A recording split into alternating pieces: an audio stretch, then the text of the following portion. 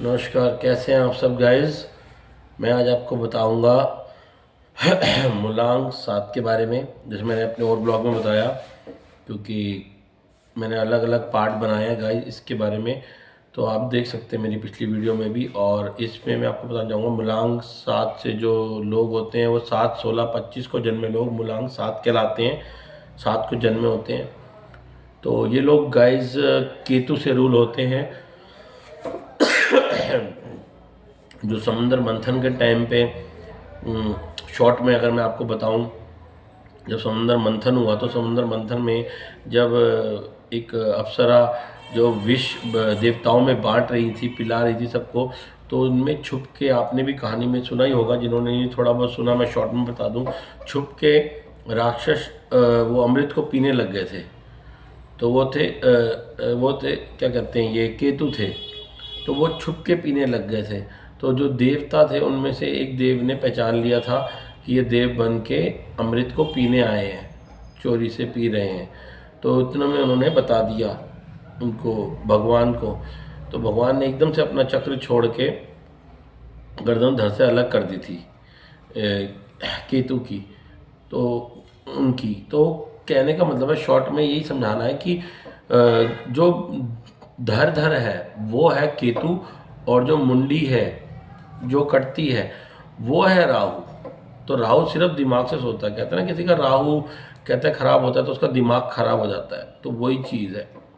राहु दिमाग से सोचता है, और केतु अंदर स्पिरिचुअल अंदर से सोचता है कि ये सब मोह माया, ये सब जो है इनके लिए मोह माया होती है।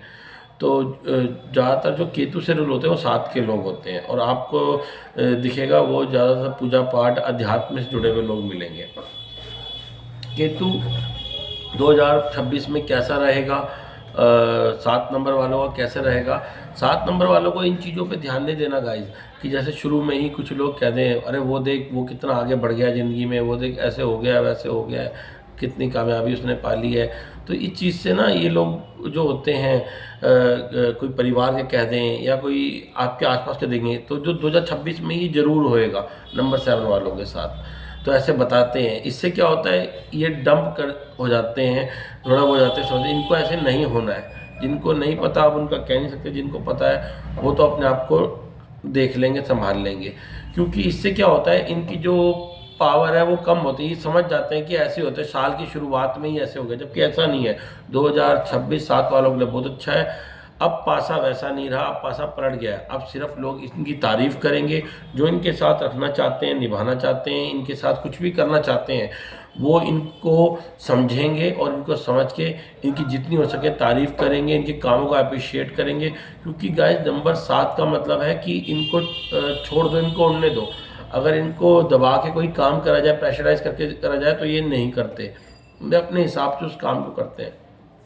नंबर 7 के लोग जैसे होता है कि उनके घर वालों को भी बताया जाता है कि अगर ये कोई फील्ड में काम कर रहे हैं तो उसमें इनको सपोर्ट दो, उस काम में इनको छोड़ दो, इन्हें वो करने दो। ये वो काम ऐसा करके दिखा देंगे कि वो काम कोई नहीं कर सकेगा वैसा। इनमें ये क्वालिटी होती है। लेकिन अगर कोई वो चीज़ छोड़ के सोचेगा कि इनको कि नहीं नहीं तो ये क्या कर रहा है, वो मत कर, ये मत कर, मत कर, तो फिर ये ना उधर के रहेंगे, कहते हैं ना इधर के रहेंगे। और जो ये काम कर रहे हैं उसमें अगर इनको छोड़ दिया कि जो कर रहे हैं करे, अच्छी बात है, उसमें मेहनत करे, खूब करे, तो ये वो काम ऐसा करके दिखा देंगे जो कोई नहीं कर सकता गाइस। इनमें ये क्वालिटियाँ होती हैं। तो इनका यही होता है कि इनकी इंट्यूशन पावर बहुत स्ट्रांग होती है, जो इनमें से बहुत से लोगों को पता ही नहीं होती गाइस।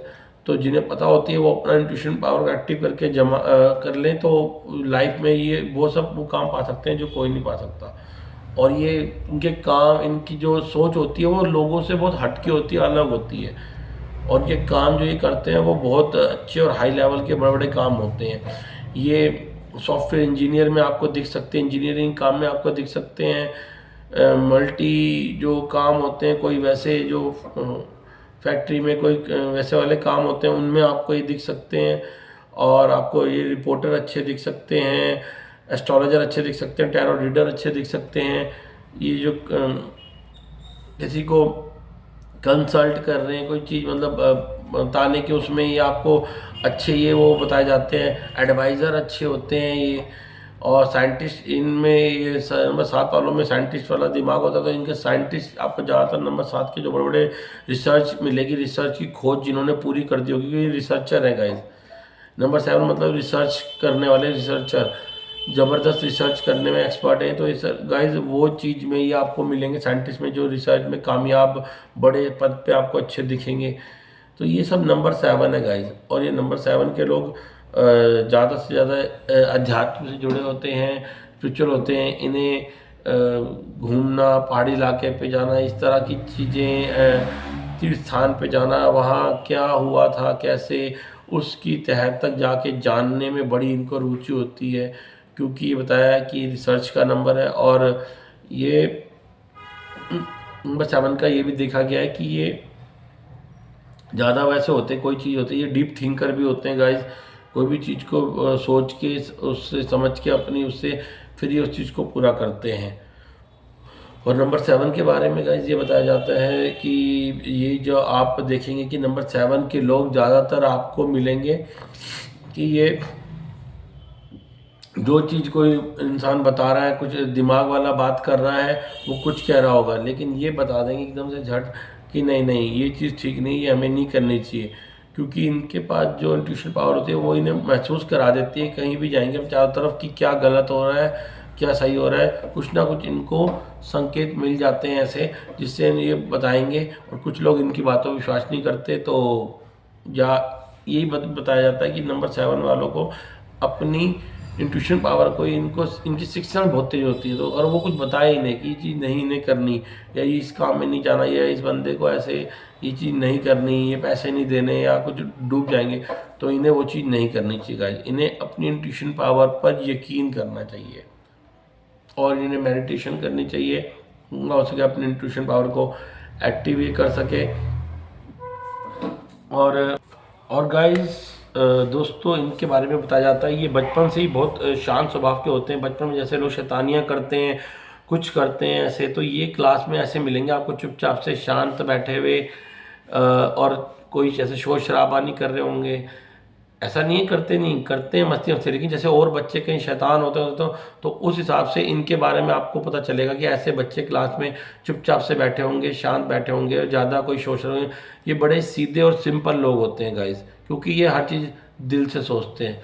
और इनको जब दिमाग से सोचने वाले लोग मिलते हैं तो इनको बहुत हर्ट होता है, और इनको तभी धोखे और ये सब चीज़ें इनके साथ होती हैं, जो फिर इनकी धीरे धीरे बताते हैं, अगर इनकी इंट्यूशन पावर एक्टिव हो जाए, इनको उस हिसाब से चलने लग जाए, तो फिर इन्हें कोई प्रॉब्लम नहीं होती। फिर ये लाइफ को बैलेंस करना गाइस सीख जाते हैं।